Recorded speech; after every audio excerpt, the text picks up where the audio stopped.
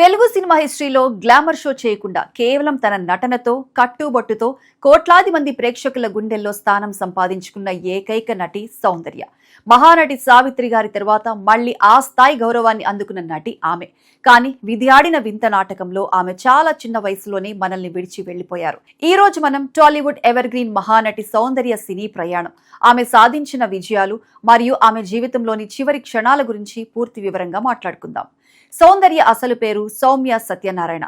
July 18, 1972న కర్ణాటకలోని కోలార్లో జన్మించారు. ఆమె తండ్రి సత్యనారాయణ కన్నడలో రైటర్ మరియు ప్రొడ్యూసర్. సౌందర్యకు చిన్నప్పటి నుండి చదువు అంటే చాలా ఇష్టం. ఆమె ఎంబీబీఎస్ చదివి డాక్టర్ అవ్వాలని అనుకున్నారు. కానీ ఆమె ఇంటర్మీడియట్ చదువుతున్న సమయంలోనే ఆమె తండ్రి స్నేహితుడు ఒకరు కన్నడ సినిమా గంధర్వలో హీరోయిన్ ఆఫర్ ఇచ్చారు. అలా చదువుకు బ్రేక్ పడి వెండి తెరపై సౌందర్య ప్రయాణం మొదలైంది. అదే ఏడాది 1992లో మనవరాలి పెళ్లి అనే సినిమాతో తెలుగు ఇండస్ట్రీలోకి అడుగుపెట్టారు. మొదటి సినిమా తర్వాత 1993లో వచ్చిన రాజేంద్రుడు గజేంద్రుడు సినిమాతో ఆమెకు మంచి బ్రేక్ వచ్చింది. ఆ తర్వాత ఇక సౌందర్య వెనక్కి తిరిగి చూసుకోలేదు. అమ్మోరు సినిమాలో ఆమె నటన చూసి ప్రేక్షకులు నిజంగానే ఆమెను ఒక దేవతలా చూశారు. 90ల కాలంలో టాలీవుడ్ లో ఒక రూల్ ఉండేది. పెద్ద హీరో సినిమా అయినా చిన్న హీరో సినిమా అయినా హీరోయిన్ స్థానంలో సౌందర్య ఉండాల్సిందే అని. చిరంజీవి, బాలకృష్ణ, నాగార్జున, వెంకటేష్ ఇలా అప్పటి టాప్ స్టార్స్ అందరితోనూ ఆమె బ్లాక్ బస్టర్ హిట్స్ అందుకున్నారు. ముఖ్యంగా వెంకటేష్ తో ఆమె చేసిన పవిత్ర బంధం, పెళ్లిపీటలు, రాజా, జయం, మనదేరా లాంటి సినిమాలు ఎప్పటికీ క్లాసిక్స్.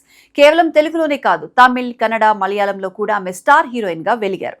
చివరకు అమితాబ్ బచ్చన్ సరసన సూర్యవంశం సినిమాతో బాలీవుడ్ లో కూడా తన మార్క్ చూపించారు.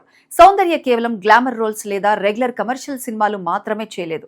అంతఃపురం సినిమాలో భయంతో వణికిపోయే ఒక తల్లి పాత్రలో ఆమె నటనకు నేషనల్ లెవెల్లో ప్రశంసలు దక్కాయి. ఈ సినిమాకు ఆమెకు స్పెషల్ జ్యూరీ అవార్డు వచ్చింది. తన కెరీర్ లో 6 ఫిల్మ్ఫేర్ అవార్డులు, 3 నంది అవార్డులను అందుకున్నారు. అంతేకాదు కన్నడలో గిరీష్ కాసరవల్లి దర్శకత్వంలో ద్వీప అనే సినిమాను స్వయంగా నిర్మించారు సౌందర్య. ఆ సినిమాకు ఏకంగా ఉత్తమ చిత్రంగా జాతీయ అవార్డు లభించింది. ఒక నటిగా అంత పీక్ స్టేజ్ లో ఉండి కూడా ఒక ఆర్ట్ సినిమాను నిర్మించడం ఆమెకు సినిమాపై ఉన్న గౌరవాన్ని చూపిస్తుంది.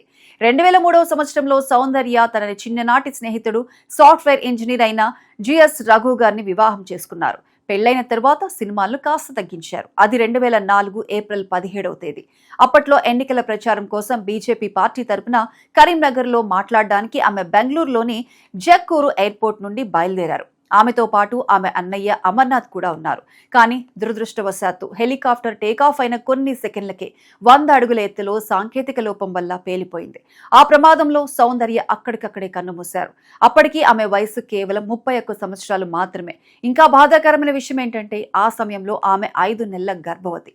ఆమె భౌతికంగా మన మధ్య లేకపోయినా ఆమె చేసిన సినిమాలు, ఆ పవిత్రమైన నవ్వు ఇప్పటికీ ప్రేక్షకుల మనసుల్లో సజీవంగానే ఉన్నాయి. టాలీవుడ్ ఉన్నంత వరకు సౌందర్య అనే పేరు ఒక మైలురాయిగా నిలిచిపోతుంది. మరి సౌందర్య సినిమాల్లో మీకు అత్యంత ఇష్టమైన సినిమా ఏది? కింద కామెంట్స్ లో మాతో షేర్ చేసుకోండి. ఈ వీడియో మీకు నచ్చితే లైక్ చేయండి, మరో 4 మూవీ లవర్స్ కి షేర్ చేయండి. ఇలాంటి అప్డేట్స్ కోసం మా ఛానల్ ని సబ్స్క్రైబ్ చేసుకోండి.